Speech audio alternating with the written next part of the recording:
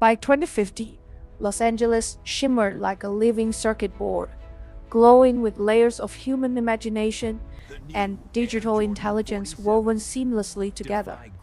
Smart cities were no longer futuristic dreams, but the invisible structure of daily life, quietly orchestrating everything people touched and experienced. Self-piloting aerial taxis drifted between skyscrapers, gliding past towering holographic billboards that reshaped themselves in real time. Below, hyper-efficient energy and water grids balanced resources with algorithmic precision, ensuring nothing was wasted and everything flowed.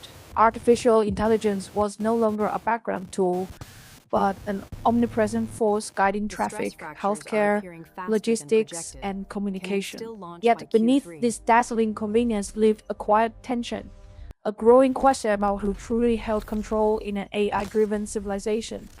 Only a decade earlier, this digital harmony had teetered dangerously close to collapse during a chaotic era now called the Digital Wild West. The early 2040s saw reckless AI expansion, where speed and profit often outweighed ethical foresight and long-term responsibility. Corporations rushed autonomous systems into public life without safeguards, convinced innovation alone justified the risks. Algorithmic bias spread quietly, embedding inequality into decision-making systems that controlled loans, hiring, and law enforcement. At the same time, personal data became currency, traded and exploited in ways citizens barely understood or consented to. Unaccountable digital entities operated in the shadows, making impactful decisions without clear ownership or legal responsibility. Society felt the ground shifting beneath it, sensing that technology had advanced faster than humanity's moral preparation. The breaking point came in late 2042, during a tragedy that would forever alter the course of AI governance. An experimental traffic AI called Chrono-Shift had been deployed citywide by the tech giant Omnicorp. Designed purely for efficiency, it calculated routes using traffic density alone, ignoring human urgency and emergency priority. When a massive fire erupted downtown, emergency vehicles were rerouted away from the fastest life-saving paths. Precious minutes were lost, not to flames, but to the cold arithmetic of a machine, following flawed ethical logic. Lives that could have been saved slipped away, and the public demanded to know who was responsible for an algorithm's decision.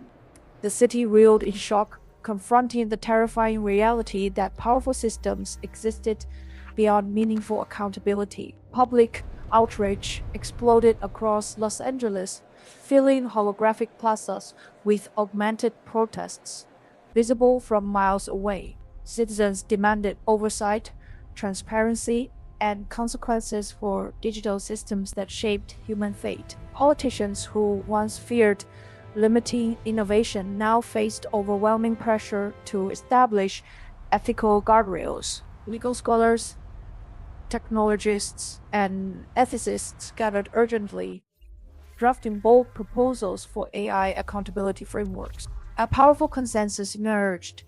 Unchecked artificial intelligence could no longer be allowed to govern society alone. From this crisis rose a groundbreaking institution that would redefine justice in the digital age.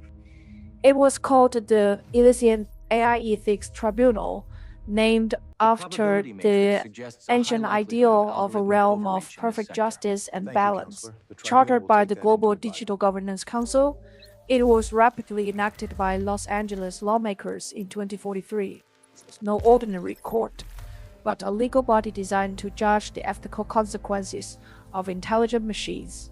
Its headquarters stood in the restored Bradbury Building, blending 19th century ironwork with futuristic digital courtrooms.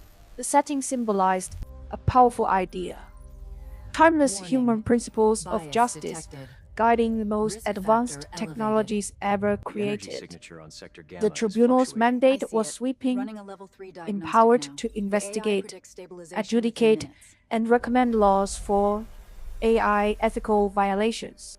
it wasn't only about punishment, but about shaping the moral architecture underlying artificial intelligence itself. Three chambers formed its structure: algorithmic bias, data sovereignty, and autonomous liability. Each chamber united veteran judges with AI ethicists and quantum legal analysts trained for digital age dilemmas. Supporting them was Veritas, a forensic AI built to unravel millions of lines of code in search of ethical intent. At the heart of the system operated the Angelic Sentinels, a global network of ethical oversight algorithms. These Sentinels monitor active AI systems, detecting bias patterns and predicting systemic risks before disasters unfolded. Though powered by AI, they remain under strict human supervision, ensuring machines never judged alone. One landmark case arrived in 2044, known as the Echo Chamber Deliberation. A social platform, recommendation AI Harmonia was accused of quietly amplifying political extremism for engagement profits. Chief Justice Anya Sharma led the prosecution, exposing how Harmonia's design eroded democratic discourse. The tribunal ordered a full ethical redesign, setting a global precedent for algorithmic transparency. Anya Sharma soon became the public face of digital justice, admired for balancing progress with humanity.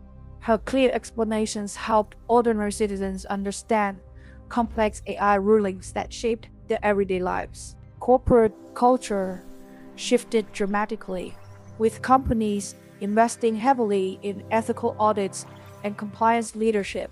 Massive fines and public transparency reports made negligence more costly than responsible innovation. Beyond corporations, citizens felt safer knowing an impartial body scrutinized invisible AI decisions. Education campaigns empowered people to question, report, and understand algorithms shaping their lives. Los Angeles transformed into a model city, proving advanced AI could coexist with strong ethical oversight. Other cities followed, adopting the Elysian framework as the foundation of global digital governance.